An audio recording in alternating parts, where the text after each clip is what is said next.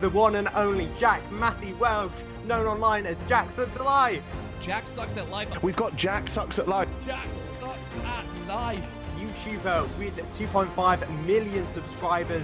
He sent MrBeast's 100 million play button into space. MrBeast's award is now fully submerged in the Earth's stratosphere. Finally, we reach the boundaries of space.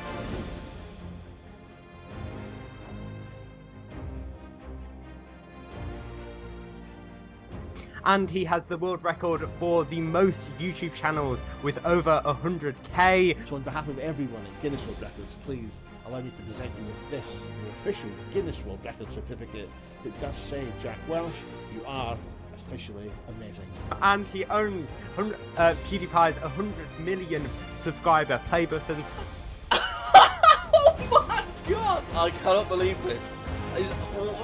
PewDiePie, congratulations on passing 100,000 subscribers, and then we've got the YouTube logo. I did actually lose the play button when trying to send it back to them. I don't remember when that happened, that I became like one of those channels that I myself would consider a massive channel, because it doesn't feel like I'm a massive channel yet. I don't really like the mentality that certain YouTubers have where they have to constantly beat their previous content. After I released the space video, people were like, how's he ever going to top this? Was there a point in your YouTube career where you felt like quitting and going to a normal job? Hello and welcome to episode 72 of The Brick Kids Show with me, Ethan. Coming up on today's show, my interview with YouTuber with 2.5 million subscribers who sent MrBeast's 100 million play button to space. He owns PewDiePie's 100 million play button and is the king of YouTube awards, Jack Sucks at Life. So let's get straight into my interview with Jack Sucks at Life. Welcome on the show, a YouTuber with 2.5 million subscribers. He sent MrBeast's 100 million play button into space, and he has the world record for the most YouTube channels with over 100k. And he owns PewDiePie's 100 million subscriber play button, along with a lot of other YouTube awards, ranging from old to new, an official YouTube camping chair to one of the rarest in the world, and generally is the play button king. It's the one and only Jack Massey Welsh, known online as Jack Sucks at Life. Yeah, what an incredible intro. The long intro. Go on.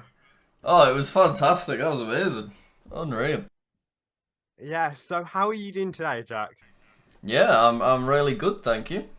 Just got done, finished recording a video, and now here with Ethan doing this little interview on the Brick Kids. Incredible. Yes. Okay, so if people don't know who you are, explain to them what you do. Yeah, just a few different things really. So I have a YouTube channel which, like you say, is about play buttons and those kind of things. So it's kind of trying to collect them. And then recently, kind of last year, I've had some success on a different channel related to geography stuff and doing things like learning all of the countries and the flags of the world. It seems like people have enjoyed learning those sort of things with me. And then I've got another channel that's about cars, which I like to mess around with. It was just an excuse to get my car as a business expense, basically, but it all kind of worked out. And yeah, just make lots and lots of different videos on different channels. Yeah, so that's great. So let's go right back to the start. What were you like as a kid? In what sense? What do you mean? Like, what was your personality? What were you like? Were you crazy? Were you like a bit shy, or were you very confident? Or no, I was definitely shy overall, 100%. Quite quiet at school, unless I was with people that I was really comfortable around. Yeah. And then I was kind of much louder. But I assume most people are sort of like that. yeah. So obviously you're now very confident on camera, so that's kind of like changed. So what did your parents do, and how did that influence you over the years? So my mum has always worked in healthcare around the NHS, so she sort of worked her way up from being a nurse onwards to doing sort of more managerial stuff within the health industry. And then my dad's actually disabled, so he doesn't work, but that's kind of that didn't really stop us from doing things, because he was always quite involved in animals and those sort of things, because we're from a really countryside area. So he used to have geese that we used to mess around with, and horses and goats and all those sort of things. Yeah. And what would you say your biggest influences during your childhood? Was it your parents? Yeah, it was parents, TV. I always used to watch a lot of TV, lots of different comedies and those sort of things. So I was a big fan of Doctor Who as a TV program. So I used to I can remember one of the first sort of creative things that I did was write a script for a sci-fi movie and I think that was probably heavily inspired by Doctor Who. Yeah. So I've always been interested in filmmaking and Great YouTube. series. It is definitely. But with YouTube, I've been watching since I support the channel. My first channel was made 2008. Oh wow! So YouTube was quite young then, and I've been 2006, heavily was into it? YouTube. Yeah, I think it was April 2005, but it got going by 2006. Yeah, so very early on. Yes, exactly. So a lot of my influence came from other YouTubers that I was watching around that time. Yeah, and like as you say, you were watching. Did you want to be a YouTuber at like the primary school age, or was that not kind of a thing? I don't think I'm probably slightly too old to want to be a YouTuber in primary school, but definitely by year 8 of secondary school, it was a thing that it seemed like people were starting to do as a career. So that's why I did a lot of action movies in the old days, because those sort of things were really popular back then. When there was video games in real life was a really popular sort of series at that point back in 2011, 2012. So that's why I did Angry Birds in real life, and I had plans to do Minecraft in real life, but I didn't end up doing it. And that was on your first channel, Sam Sells the Apricots, is that Sam right? Smells of Apricots, that's the one, yeah. That's my oldest channel. So like, when did you start making? Was it in year 8? Was that when you started that channel? So first time I made videos was before I knew what YouTube was. I was making videos with just my laptop webcam. I just pointed the laptop at things. So I can remember I made a video that I just filmed my gran while she was cleaning the stairs, and I turned it into a little remix because it's just all I had really to film.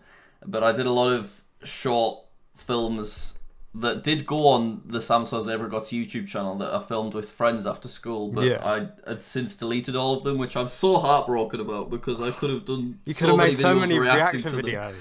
Exactly. But I guess I didn't know that privating was a thing, or maybe it wasn't a thing back in kind of 2010, so I just deleted all of them and they're lost forever. But they were all sort of comedy sketches or action movies. That's the kind of basis of them. Were you ever like teased or bullied through schools for doing them like action movies? Yeah, there was it was never particularly bad, but there was definitely, it always felt like people that were in the same year as me in my circle kind of liked the stuff that I was doing. Yeah. Even if they were maybe making fun of me behind my back, perhaps. But there was definitely maybe a small amount of teasing from the year above and the year 11s at that point in time, but it wasn't something that particularly got me down. It was never very severe. Yeah, and on that first channel, you got quite like viral videos. I think one video had over 1 million views. So having that success that early in your YouTube journey must have been great. Yeah, it was great. So I think it was just something about Angry Birds was just, if you made a video that was anything to do with Angry Birds, people would go crazy about it. Yeah, exactly. So a bunch of those videos got over 1 million views, just really, really easily. But that didn't really translate to subscribers. So I always thought that I got about 2,000 subscribers from making those videos. But when you actually look back at the data, I think I'd just maybe gotten close to 1,000 subscribers, even though I had many videos at that point that collectively had 2 million views. And they all had even if the video had 2 million, even if the video had 1 million views, it had 300 likes and 200 dislikes. They weren't particularly well received. They were just clicked on for whatever reason. Yeah. But it was still very exciting at that point in time because it felt like such a crazy number of views. Yeah, and so like, did you earn anything from that channel at that time?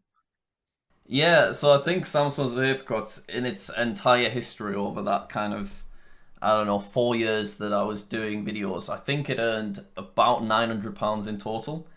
And I used that money to buy my first computer because I was previously just using the laptop. Okay. And then that computer is what I recorded my first Minecraft videos with, so it all kind of worked out. Yeah, and you mentioned obviously your Minecraft. You started JackSucksAtLife, known then as JackSucksAtMinecraft, back in 2013 with that new computer. So why did you decide to go from that action movie type style content to more of gaming, mostly Minecraft content?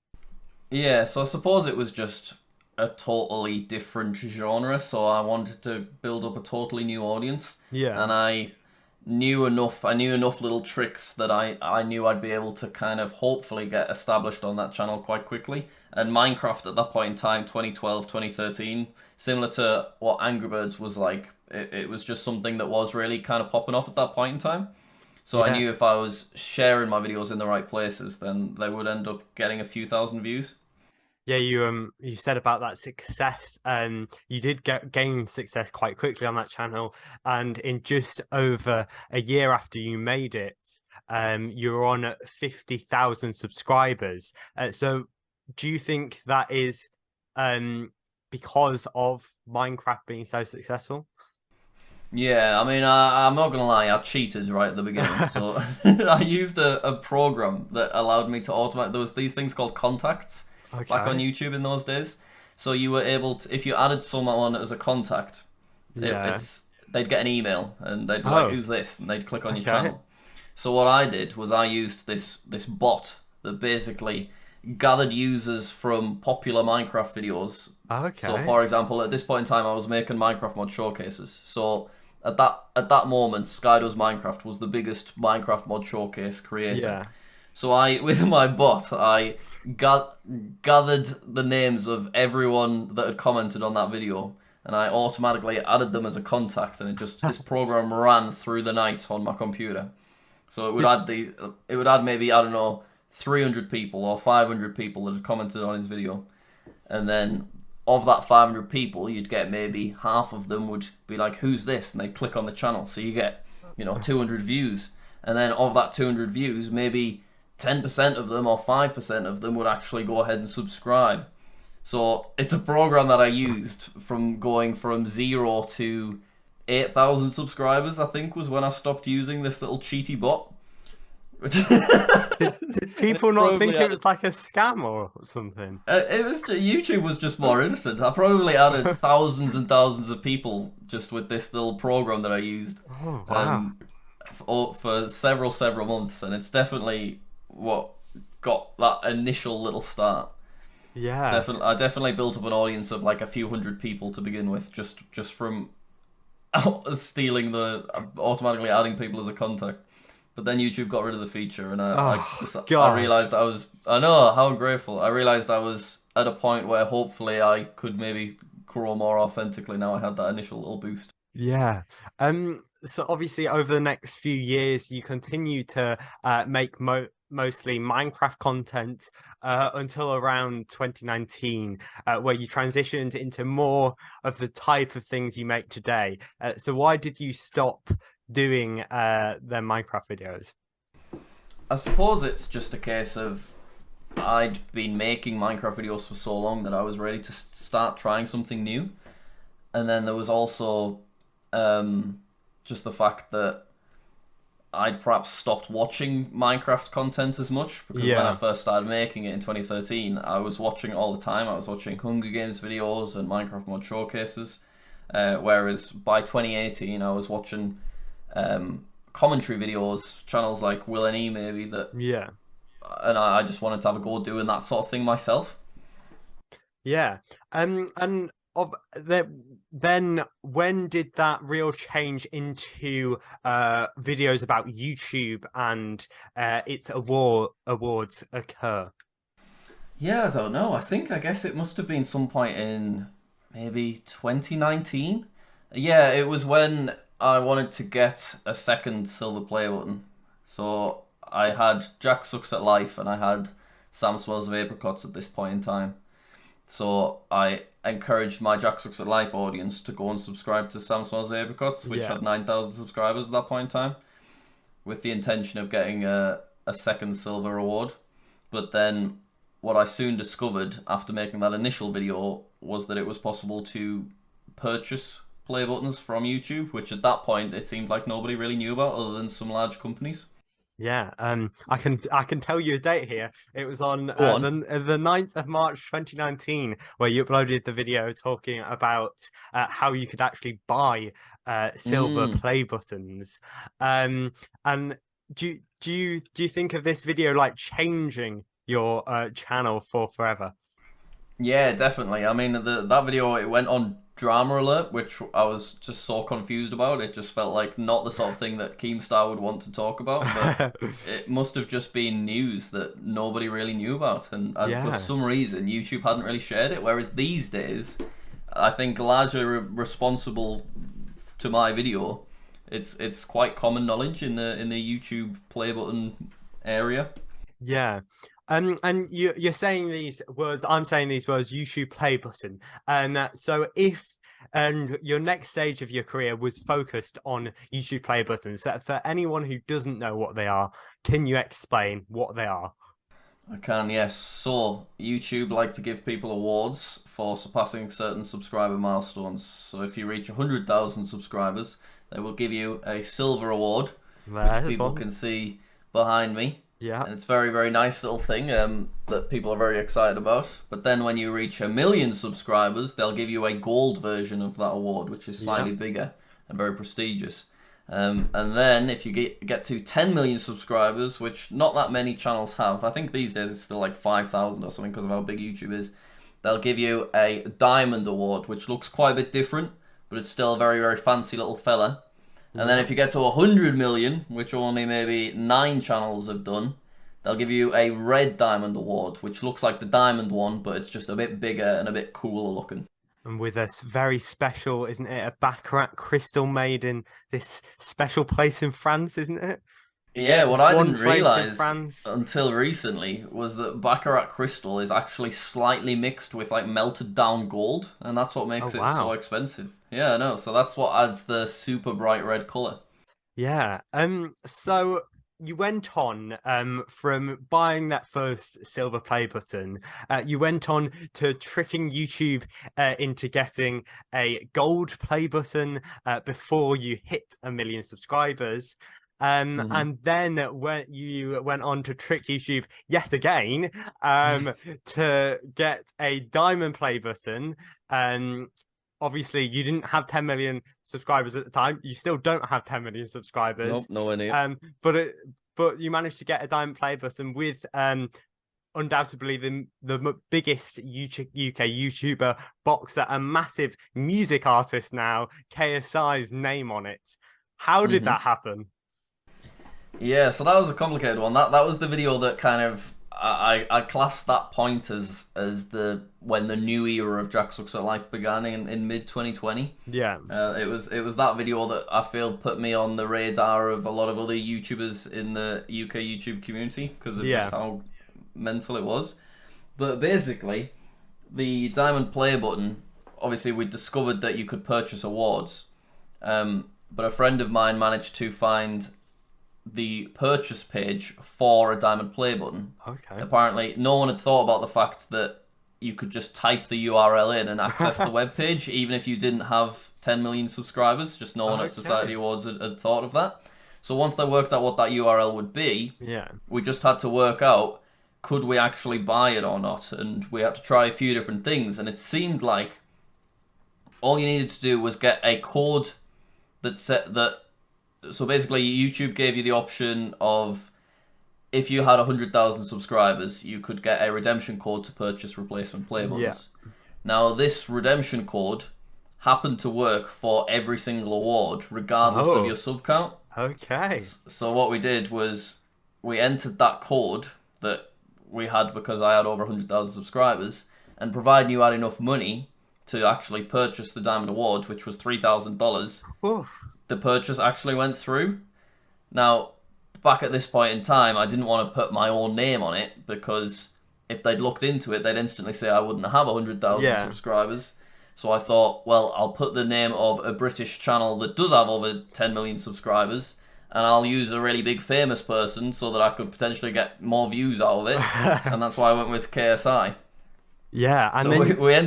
we entered KSI assuming that it wouldn't work and it'd be checked and at some point I'd be refunded. But for whatever reason, it just wasn't really looked into, and the purchase went through. Wow. And then you got featured on one of KSI's Reddit videos and got a great reaction for him. So how were you when you saw that? Oh, it was amazing, because the KSI and the Sidemen in general are channels that I do watch. So to see him watching and enjoying my video was a really exciting thing. And also, it was a big relief, because I was slightly concerned that he would be annoyed about the fact that I'd basically stolen one of his really prestigious awards. But fortunately, he just took it really, really well. And then from the Diamond Playbutton, you went on to complete the next level up, and you managed to buy YouTuber PewDiePie's 100 million Playbutton. You mentioned this before, which you get awarded when you hit 100 million subscribers on YouTube, which only I think I worked out 7 channels have reached. So how did you get that? Yeah, so that was another absolutely crazy one. I would never ever have expected that I would be in the position to be buying 100 million or even touching one. But basically, PewDiePie, when wanting to move to Japan, concluded that having the big, heavy Diamond Award taken all the way across the world wasn't really necessary, particularly when he's quite a minimalist person anyway. Yeah. So he thought it would be a nice thing to do if he sent the award to one of his biggest fans, which was a guy called Lizard Lava. So Lizard Lava was sent the award. He made a video about it. He was really excited about it. Lizard Lava apparently must have watched my videos as well, because when I woke up, he'd posted on the subreddit that he had the award and wanted to reunite it with the briefcase that it originally came in, that I actually already had because I purchased it on eBay. So I thought that would be great. He can send me it. I can make a video out of it. It'll be a great title and stuff, and then I'll just send it back to him. But he then decided that he'd actually be interested in selling it because, you know, he could get quite a bit of money from it. And he's not a particularly rich person like PewDiePie is, and like I'm slightly well off as well. So it would really make a difference to him if he was to sell it, which I can totally understand. I think he used the money to go towards a deposit for a house for him and his new wife, which is obviously long term. That's a massive thing. A much more important thing than having a little metallic brick.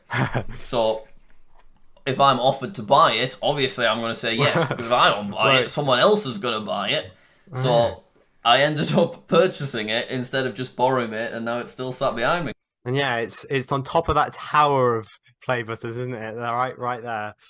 Yes, that's right. It's absolutely ridiculous. I think there's 6. Is it 6? Oh no, it's 7. There's 7 silver play buttons. 7 silver play buttons. Yeah. Wow. Like that's an award that most people work like years for, and you've got the 7 stacked up on a pile. Yeah, definitely very spoiled with it at this point. Yeah, and like the year before you got the actual red diamond play button, you made a replica.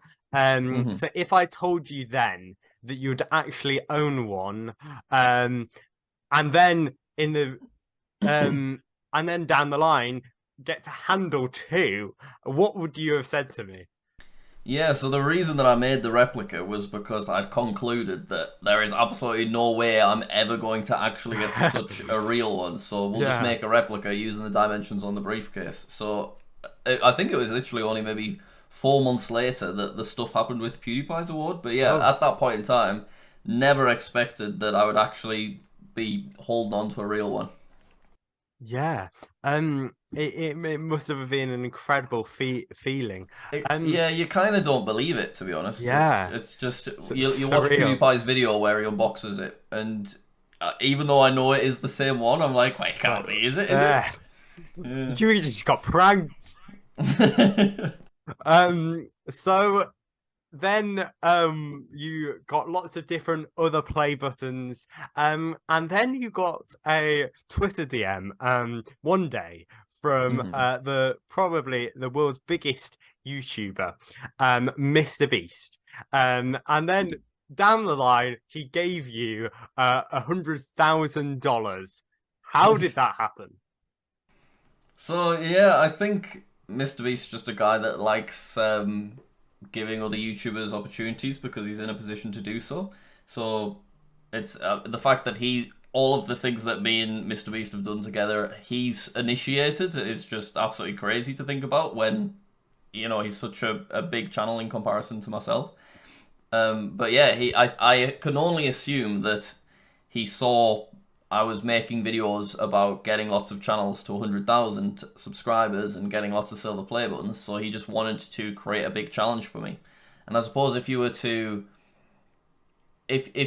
try and think of it in a more business sense, he kind of got a lot of videos of me promoting him Yeah. for $100,000, which Yeah. perhaps if I've made 20 videos, if you were to divide that up, maybe if each of those 20 videos were a sponsor, perhaps it would have been more than $100,000. So Yeah. from a business perspective, he's paying for a load of promotion in some ways. So I suppose it does kind of make sense. But for me, it was just an absolutely amazing, surreal opportunity, and I just was not expecting it at all.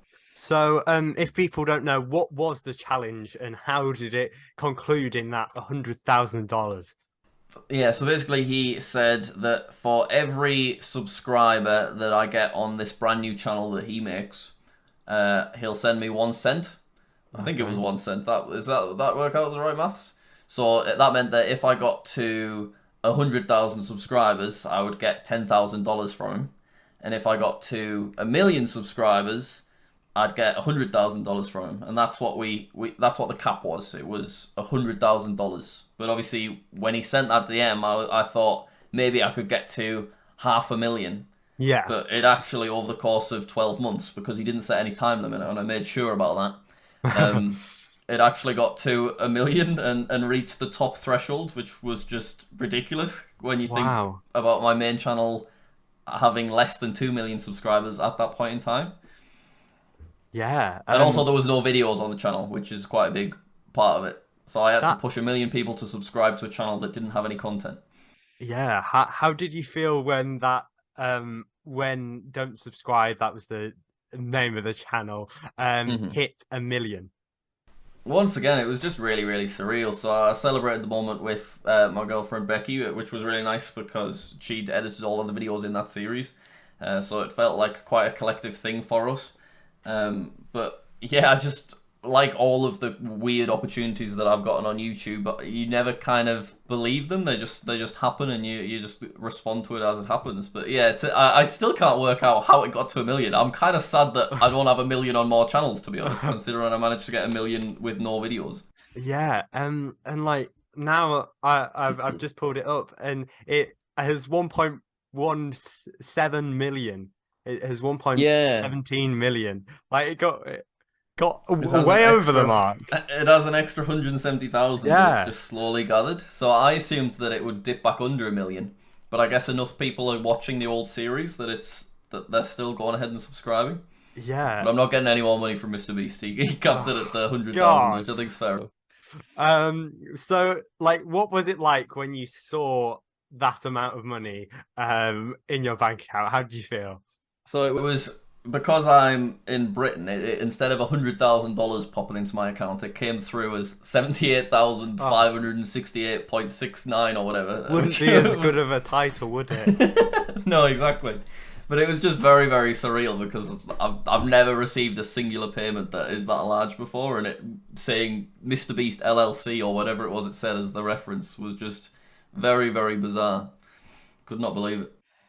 I can imagine. And you gave $20,000 of it away to charity through a bunch of videos. Is that right? Mm-hmm. And then the rest Yeah, that's obviously right. was funded. Lots of things that you've done. So you mentioned this before. So do you think like it was just? Do you think the reason why MrBeast did it just to give you an opportunity? Yeah, I mean, I've just not spoken to him that much, so I can only make assumptions. But I guess he must have just liked some of my content, and I know from his old videos that he's always been quite interested in similar things. You know, he made Yeah.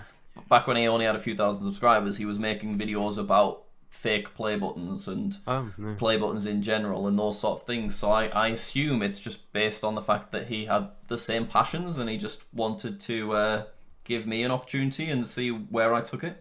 Because he never made a video or publicized about it on his Yeah. end. You would only know he did it if people knew you and saw your videos about it. Yeah, exactly. Now, so you also have the Guinness World Record for the most channels with over 100K. So how many is it now? The last time it was updated was 11.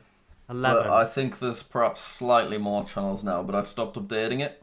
So how many times did you like beat yourself at your own record? 3. I have 3. 4 certificates, so I must have Okay. beat myself 3 times. But yes, so the Guinness World Record is for the most YouTube channels with over 100,000 subscribers owned by an individual.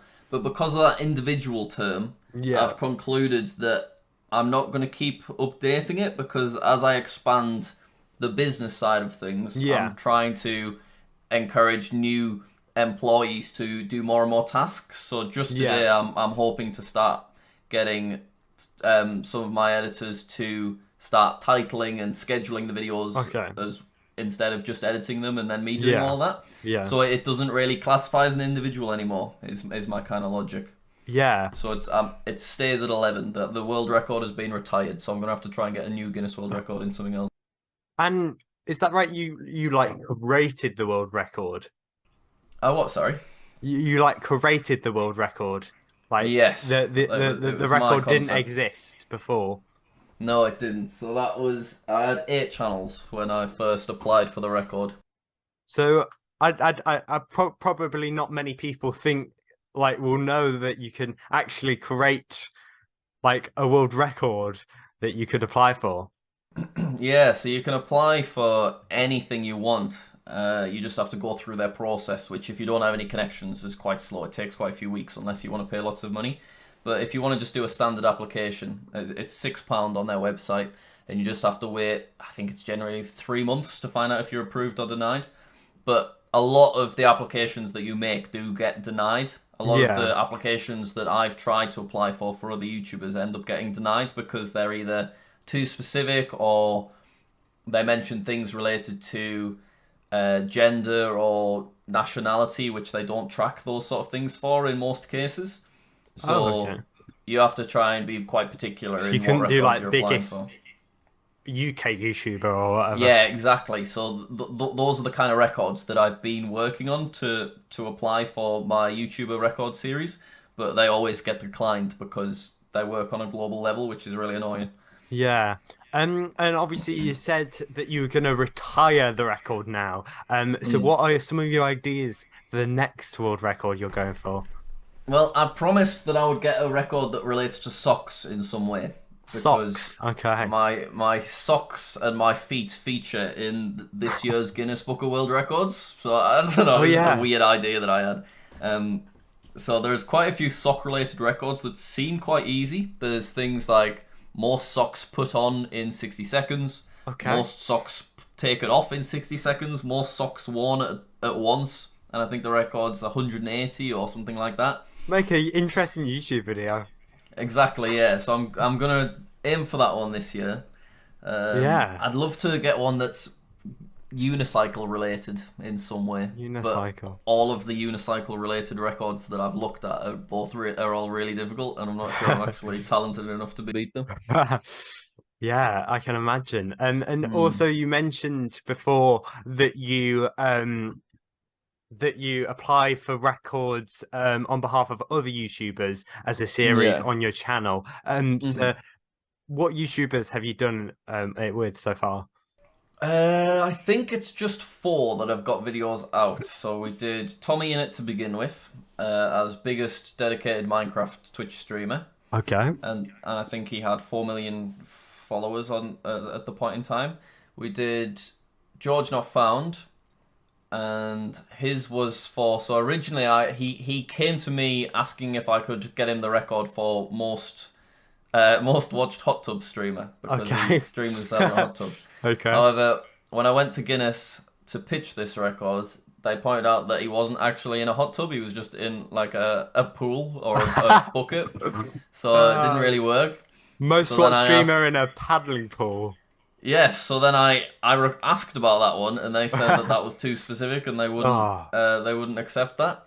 So what I ended up doing was desperately just searching through all of his videos and researching any possible records that he might have broken, and I found that a cooking stream he did accidentally was the most watched cooking stream ever, at like 300,000 viewers or whatever it was. So that's the record I managed to get him. And then the most recent YouTuber was Dream, who managed to get the most. Yeah, so that was very exciting, obviously, because he's such a big channel. Yeah. But I think I managed to get him the record for most subscribed Minecraft channel on YouTube, which was 30 million subscribers.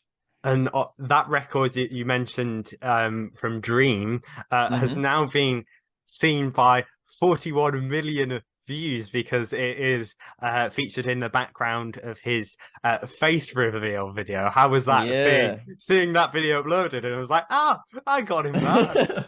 Yeah, it's always really exciting when I see a record in the background, and it's just weird because I remember giving it a wipe with my screen cleaner stuff that I bought from Tesco, and now there it is sat behind him in a video with like millions and millions of views. Yeah. So how many YouTubers are you working on to get records in the right now there's one group channel that I'm trying to get records for that I don't want to share, and I'm not telling you anything. But I've managed to get 2 records approved thus far, but I just wanted to try and get as many as possible, so I've applied for lots and lots of stuff, but unfortunately the nationality side of it is limiting the kind of records that I'm able to get. Okay. But hopefully that video will be out in a month or 2. Yeah. If you're enjoying the interview so far, please do subscribe, because we are trying to get to 200 subscribers on this channel, and we're very close now, about 20 away, so please do subscribe. You can expect more interesting interviews from more interesting people every 2 weeks on Sunday at 1 o'clock. So let's get back to the interview with Jack. And then let's go back to the YouTube play buttons. This is your most recent YouTube play button video. So how did you ever get your hands on the world's biggest YouTuber, MrBeast's 100 million play button, let alone send it to space? So once again, I didn't do anything. Jimmy reached out to me and asked if I wanted to borrow it. Once again, just giving me an incredible, very trusting opportunity. Yeah. Without expecting anything in return. So basically, he messaged asking if I wanted to borrow his play button for a day, and he was very clear on the 24 hours thing. Yeah.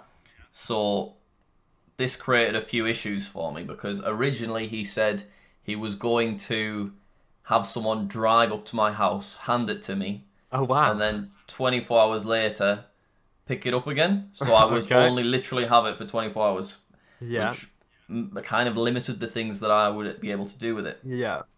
So we thought about a few different ideas. We thought maybe I could just take the play button on the best day ever. So we go to a theme park and we take it on a bunch of rides. And then we go to, I don't know, like a rally driving thing or all that sort of stuff. Would have been a funny video. Exactly. So, but I'd already been working on the idea of sending a KSI's diamond play button into space. So I'd already reached out to a company that is able to do that kind of thing. Yeah. And that was going to be the big plan. So when I was given the DM from Jimmy, I realised that instead of sending KSI's play button up there, I should see if it's possible to send MrBeast's up there just because it's bigger and that's a more viral video. Yeah. But the fact that I only had 24 hours basically made that impossible. So I had to try and beg Jimmy in different ways for like a bit more time. So, and I'm not particularly close with Jimmy. Like I've never spoken to him out loud. So it was always, and he's always replies with like one word answers because he likes to be all cool and ambiguous, which makes like actually planning complicated things like sending awards into space really, really difficult and quite stressful. But I'd managed to get him to agree to a basic, like I think it was a 3-day window where there's a day where I pick up the awards, there's a day where I film the thing, and then there's a day where there's a backup in case something goes wrong. Okay. So he'd stretched out to that 4 days, which sounded good. Then we had the complication of the Americans realising that not everyone lives in London, so I actually am quite inaccessible to get to from King's Cross Station. So I had to add in me travelling to London in order to pick it up. Yeah. Grabbed the award. Then we had delays with the Queen dying, which just came out of nowhere. But that meant that all of the aviation stuff in the UK was basically put on hold by about 2 weeks. Oh dear. Because they were concentrating on the Red Arrows flying over London and all those sort of things to celebrate the Queen's life. So I then had to, by this point, I'd been passed on to a member of Jimmy's team rather than Jimmy himself, which was a bit easier because I felt like I could, say a bit more and all that sort of stuff. Yeah. So, because you just feel like you're bothering MrBeast anytime you're trying to message him, you know what I mean? Yeah. So, I explained what the premise was because the space thing was a secret. And hoping that if I told him how big the project was going to be, he'd get this MrBeast team member would give me a bit more leniency and be fine with us having it for longer, which he agreed to. Yeah. But then, so we pushed it back by a couple of weeks.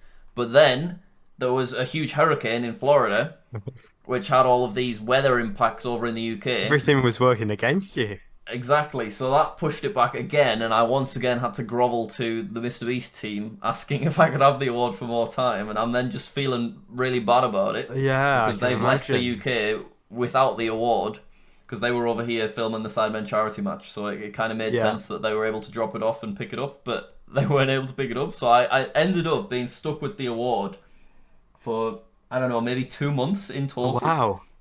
Which is a really long time. So 24 hours. I know, exactly, so I felt really bad about it. But I reached out to Jimmy just to like apologise for having it so long and kind of explain that it wasn't my fault, and he was just really chilled out about it. He was just like, all good, I don't mind, and that was that was all he said.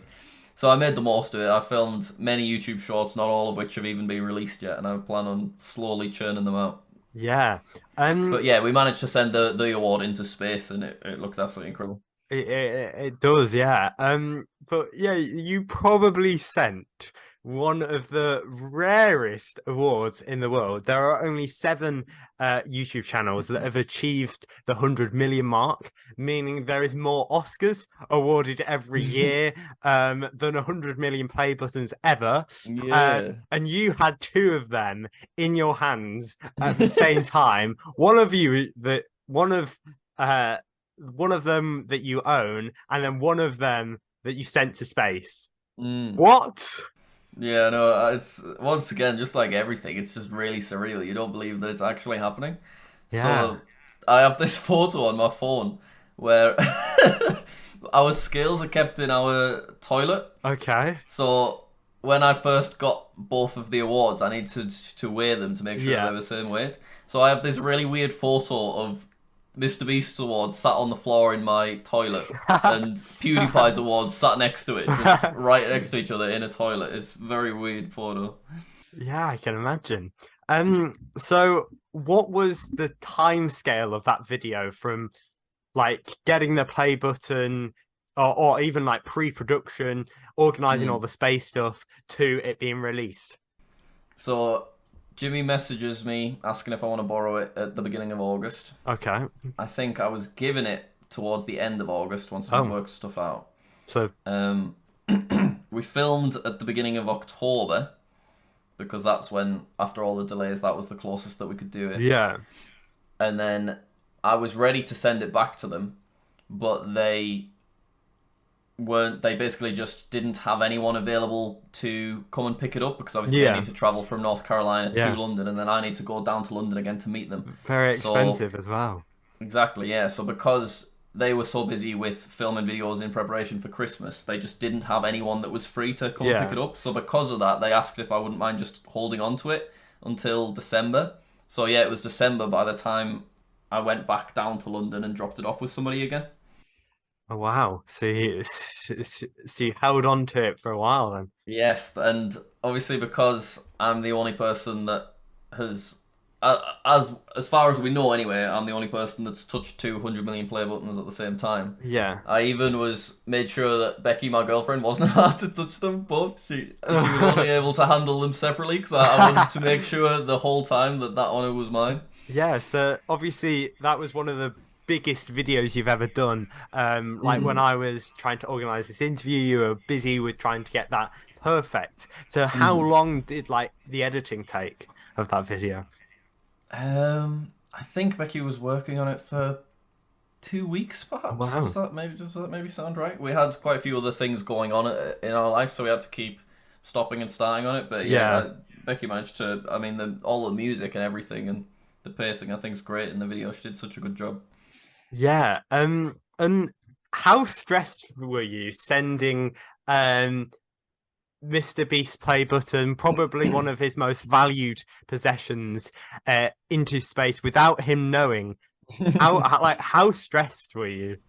Yeah, I was pretty nervous, but the Sent Into Space team, that's the name of the company that we used. They had a 100% success record, I think, with all of the flights that they'd previously done, and they were pretty confident that the whole thing would be safe or they wouldn't risk it. Yeah. So I had a lot of faith in them because they all seemed like they really knew what they were doing. But I was still so unbelievably relieved when I got that WhatsApp message from them that it had landed and it was okay.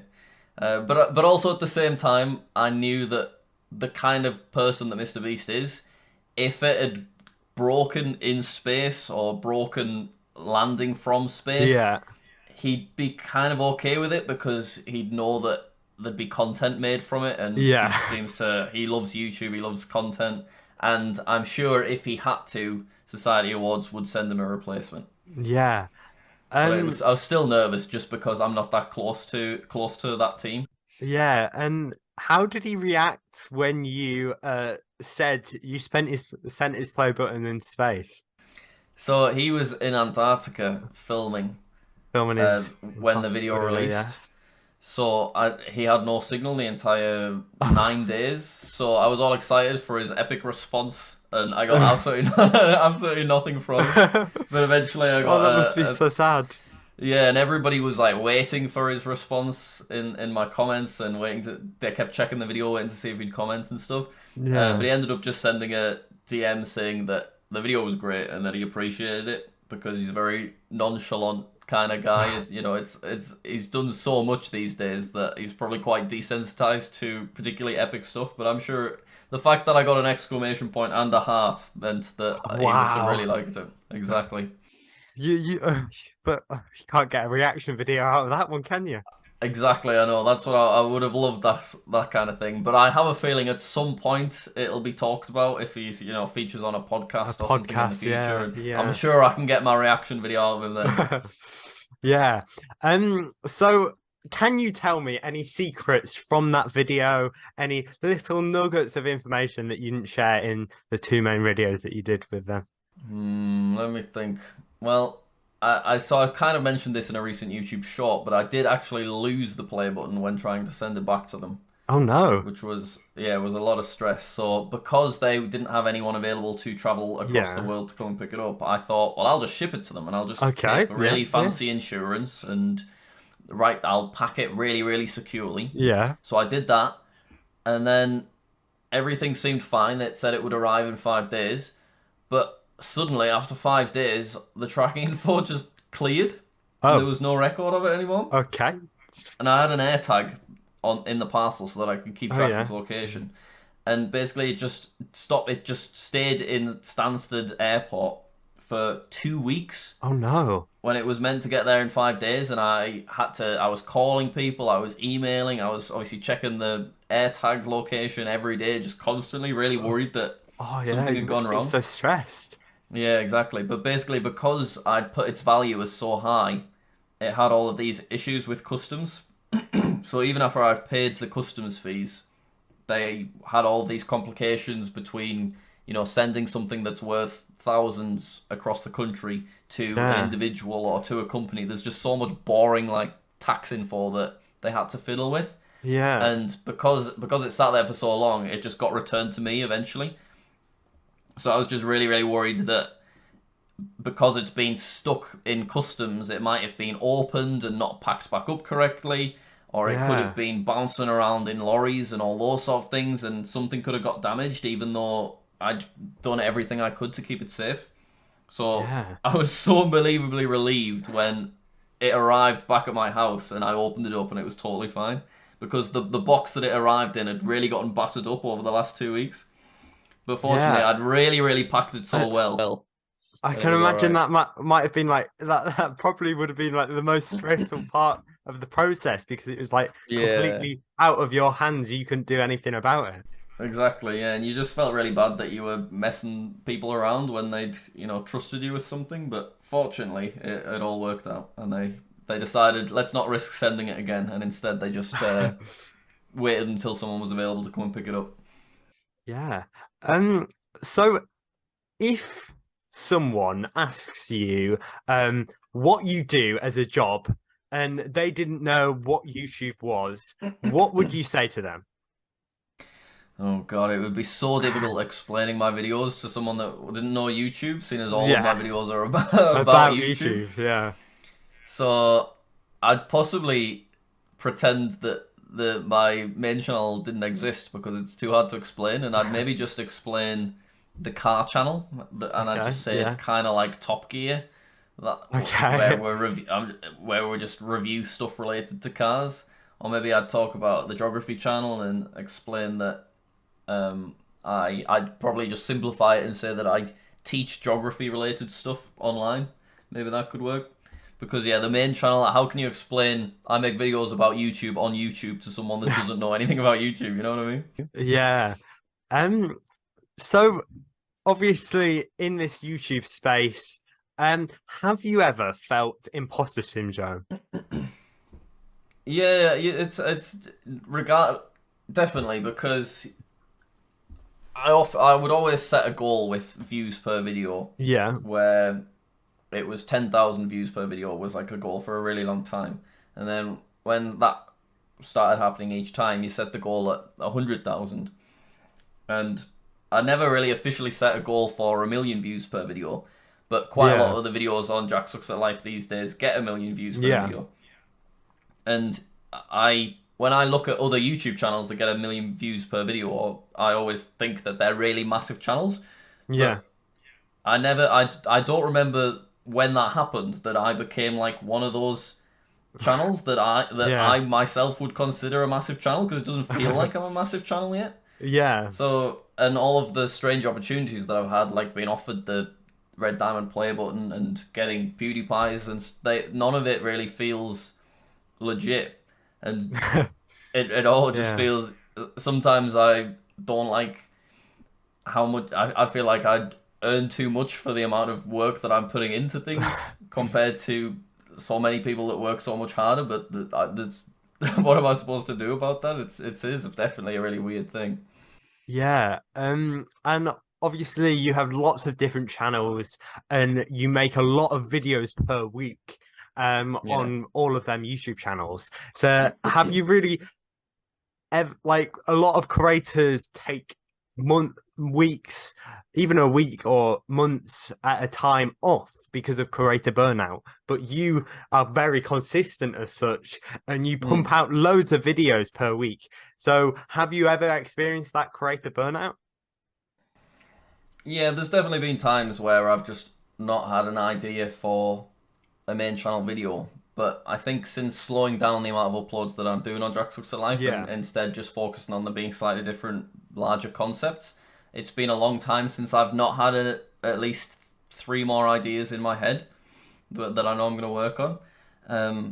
And also, even though a lot of videos get released, I feel like people think that it takes me longer than it actually does, because obviously I have a great editing team with Becky and Kai, so editing's what takes much longer than recording. Whereas most geography videos that I record, they take under an hour. Some take 20 minutes, and a lot of the main channel videos, it's more a case of recording for 10 minutes and then waiting a month for something to arrive and recording another 10 minutes, and then waiting a month to see the impact to get an update on YouTube analytics, and then recording for another 10 minutes. So it's lots of just small things collectively put together, so it doesn't really take up that much time. And even recently, over Christmas, I didn't record anything for about 3 weeks, but just managed to get enough videos spread out to release over those channels while I was gone, so nobody noticed that I wasn't uploading. So it's not something that I particularly struggle with, just because I suppose I've just got an efficient way of recording everything. Yeah. So what is an average day in the life as you? Well, we get up, Becky and I head downstairs and feed our very, very old dogs, which sometimes takes a long time because of how old they are and how slow they are. Sometimes Kong just stays in bed for many hours, but eventually he wakes up. I mean, most of the day is basically have my pancakes. 2 pancakes I like to enjoy. Just the small ones, because I don't I can't face a lot in the morning. A little bit of golden syrup on top of them. Yeah. Eat those while watching a quiz show, normally Richard Osman's House of Games. Oh, yeah, good show. Becky and I keep our scores each episode. Okay. Wow, very Yeah. competitive. Exactly. And then from there, get ready. And then it depends what I've last done. So if I need to record a geography thing because I recorded a Jack Sucks' Stuff video last, then I would record the geography thing. I'd work out the ideas. So and then obviously while I'm doing that, Becky's editing something as well. Then we have lunch together. Generally watch Tipping Point over lunch, which is another great quiz show. But we don't keep score on Tipping Point. It's a little bit more casual, a bit more laid back. Yeah, lots of letting our dogs out for a wee because they both are so old that they need to go out like every half an hour. There's a recurring theme here, the dogs. Yeah, quite a bit of cleaning up their wee if they weed inside. But, lovely. It's just have to get through it. And then generally I'm able to record 2 things a day because they're small things. So I could record a bit of a main channel video, or I could record a reaction video for the geography channel, and then like a Reddit video for Jack Sucks at Stuff. Yeah. And then generally try and be finished by about 6:30.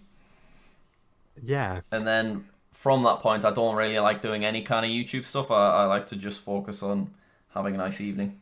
Oh, so you have kind of like a structured, like, not 9, but like a 9 to 5 or 9 to 6 or whatever. Yeah, so I like to if there's like it seems like a lot of YouTubers work quite late, and if I'm on the rare occasion that I'm doing a collab, they like to record later on, but generally I like to just avoid that so I can just have my evening not doing anything that's related to YouTube other than maybe watching YouTube videos in my own time. That's really good.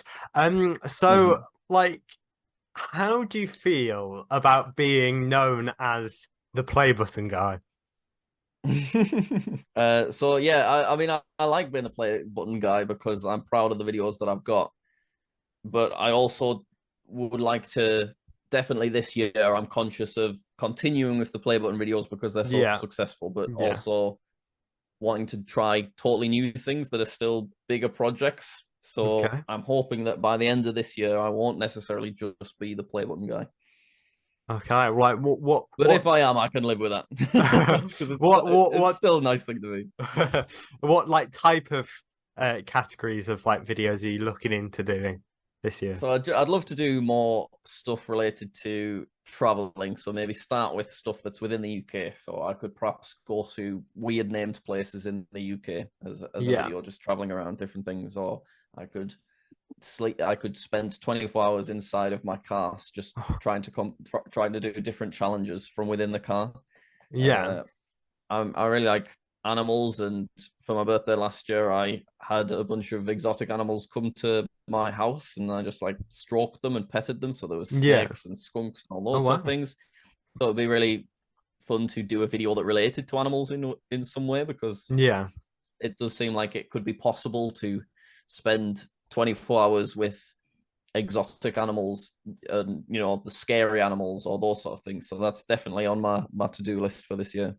What was there a point in your YouTube career where you felt like quitting and going to a normal job? So I had to make a decision when I was finishing college whether I was gonna keep going with it or if I Yeah. was just gonna go to university instead. And what we concluded was that, so I think at the time I was getting about 30,000 views a day on what was then Jack Sucks at Minecraft. So what we concluded was you may as well, while you're living at home and you don't have particularly high expenses, I could keep going with YouTube as a gap year, because Yeah. a lot of people take gap years after college anyway. Yeah. And then if it goes somewhere, keep doing it, and if it doesn't, just go to university the following year. So I'd applied for universities and all those sort of things, and I just requested, can I defer and come to you next year? Now, what happened was I actually asked the wrong university, because I got What? I got so I got Plymouth and Portsmouth mixed up. So officially I'd applied for Portsmouth University, but I emailed Plymouth University asking if I can come next year. So basically what happened was they emailed back a month later and told me that they had no idea who I was. And meanwhile, my actual application at Portsmouth had just expired, so I just lost that opportunity. So, so unfortunately, YouTube worked out, and I was Wow, able to that just was keep going with it. maybe it was a And sign. exactly, yeah. And then in 2016, my channel, I still only had Jack Sucks at Life at this point in 2016, and it had been stuck on about 150, 160,000 subscribers for about 12 months, and it was earning about the same as just a sort of a standard minimum wage job each month. Yeah. So I was ready to I was looking into editing jobs for other companies. Okay. And I decided with my savings, I was going to do a bit of traveling for 6 months, and then I was going to get maybe an editing job when I got back, hopefully. But fortunately, towards the end of our traveling, I ended up staying in Sydney for a little bit and going back to doing Minecraft videos, and just weirdly they started doing well, and that was the point where I was going from under 10,000 views per video to over 10,000 consistently. Oh, wow. And it basically just continued from that point onwards. That's when the increase sort of happened, and I surpassed 200,000 subscribers, and then a few months later 300,000. So those were the only two times that I was ever looking at quitting. Yeah. So obviously you also have Jack Sucks at Geography that recently surpassed 1 million subscribers, where you do geography related quizzes. So what are your plans for this year on that channel? Could we see more real life geography videos? Yeah, so it's interesting because I did a real life geography video on that channel where I went to London and I counted all of the different flags that I saw, and I really loved the video. I was so proud of it. But then I did a reaction video that took maybe 15 minutes, and it got way more views than my flag video. So there's this question of, do I keep doing these high effort things which cost more, take up more time, or do I just keep doing easy things that seems to get a better response from the YouTube algorithm? And I think the answer is do a bit of both, so that you're enjoying both things. Yeah. So I'd love to do more traveling videos on the geography channel, like just simple things like going to the smallest country in the world, or going to somewhere that's got interesting country borders with other countries. Yeah. But at the moment, just the thing that's kind of limiting us is how old our dogs are. We can't do that much traveling because they can't. We need to stay and look after them because Yeah. they're a little bit complicated if you don't know them. But it's definitely something that I'm gonna just kind of try and work out ways to do anyway. Yeah. And because I think there's just so many interesting places in the world, and I don't feel like I've traveled anywhere near enough. Yeah. So we're nearly at the end of the interview. So do you Okay. have any exclusives for me here on the Brick Kids show? Let me think. I see you've got a YouTube play button box behind you. That box is empty. That is an Oh. exclusive for you. What if I told you the play button inside of it is right here? Oh. Oh, but you don't get to see the front of it. Oh. But there may or may not be an emoji printed onto that play button. Oh, part 2 of a video that you made last year. Is that right? Yes, so part 2's been worked on. I've also just recorded this year's which of my subscribers has the most subscribers. The best video of the year. I honestly don't know why that video does so well. It's always such a success. But it's such a you'd think, you know, the first one you could understand that does well. But I'm 4 years in here doing the same thing every single January, and it always gets like well over 1 million views for such a straightforward concept. When's it time for googling myself? 2023. Yeah, I don't know. I don't know if there's still a place for googling myself. Oh. It feels like is that still interesting enough? I don't know if it is. Jack Sucks the Stuff video. It could be a Jack Sucks the Stuff video, but then is it a sad moment for it to be pushed down to the slums in Jack Sucks? The slums of 1 million subscribers on Jack Sucks the Stuff.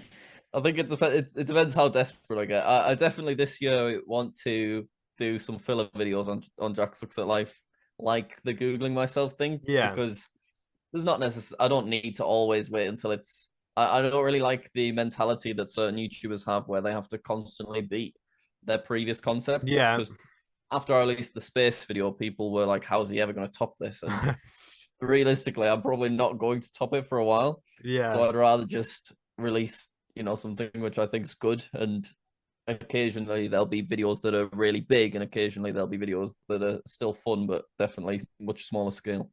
Yeah. So this is my last question. What advice would you give to someone who is an aspiring YouTuber?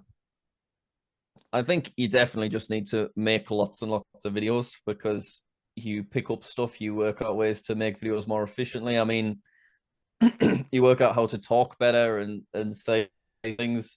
It's so interesting hearing the way that I talk in videos now compared to 2 years ago, because I thought I had this nice, loud, exaggerative way of speaking for a good 5 years, but then I watched videos from 2 years ago and I'm like, really just this is the diamond play button. It's just very, very monotone compared to how I speak now. So, and that's after doing YouTube for, you know, I'd been doing YouTube for 6-7 years at that point in time, and I was still not speaking as well as I am now.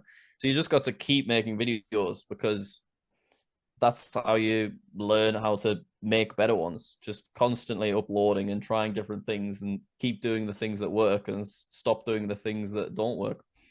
It's all kind of quite self-explanatory in that sense. Great advice. And I know we've only got 1:30, so I'm just going to do a quick fire round of what the first version of. You might not like this one, Jack. Reddit questions. Wow, I've here asked we you go. Reddit some questions. No way. I said I was interviewing you, and got a few comments on my Reddit post with a few questions. So the first question: when is the attic tour coming? I just can't be bothered. Really, it's the thing is, before I film the attic tour, I have to go and like sort out the attic to make sure I'm not about to like reveal a box that's got my address on, and I know I'm just gonna like bang my head, and it's really just gonna be boring. It'll probably be February. Okay. So I don't think we'll have time to put any more of them questions. No, do it. in. Go on, shove Do more, it. Yeah, but we've got less than a minute, Jack. I'll reply quick. Go. Equatorial Guinea, Jack. When, Jack? When? After our dogs pass away, I think. How old is Jack's average viewer? My guess, 12 to 14-ish. I think average, it would probably be 14, 15 maybe. Okay, when are you traveling to all of the places that you've mentioned? You've already mentioned that when your dogs... that sounds morbid, but... when are you learning all the capital cities? At least the ones in Europe. Where were we at? When are you learning all the capital cities? At least the ones in Europe. Probably in the next 6 months. 6 months. How would he feel if one of your old geography videos was played in a school? A bit weird. Definitely slightly awkward. Okay. The ones here. What is your toughest problem trying to get to the top? Was it mentally just for achieving records and play buttons, or was there something we viewers don't know about? Oh God, how am I meant to quickly answer that? I know. It's quite a... No, I don't know. Obviously it's fun collecting play buttons, getting these physical achievements and stuff, but I'm not doing it because I need it mentally. It's just because they're interesting things to make videos about, and it's a genre that not really anyone else is currently working on. Yes. Okay. So thank you, Jack, for coming on today. It's been really great and really fun. No problem. Thank you very much for having me. I appreciate it. So hopefully you enjoyed my interview with the incredible JackSucksAtLife. I do want to say a big thank you to Jack for letting me to interview him. And if you do want to check out more from Jack, the link to his YouTube channel and other socials are in the description down below. That's all we've got time for in this episode. We will be back on the 12th of February at the same time with another great interview. Please share this video with your friends and family. Like, comment, listen to last week's episode if you haven't already. Listen to this show until the end. Email me, follow me on Facebook, Twitter and Instagram, and subscribe because we are trying to get to 200 subscribers. In the meantime, if you have any suggestions about the show or if you want the chance to come on the show, you can email me at thebrickheadshow at gmail.com or comment below or message me. So that is all we have time for this week. We will be back on the 12th of February at the same time, but for now, goodbye.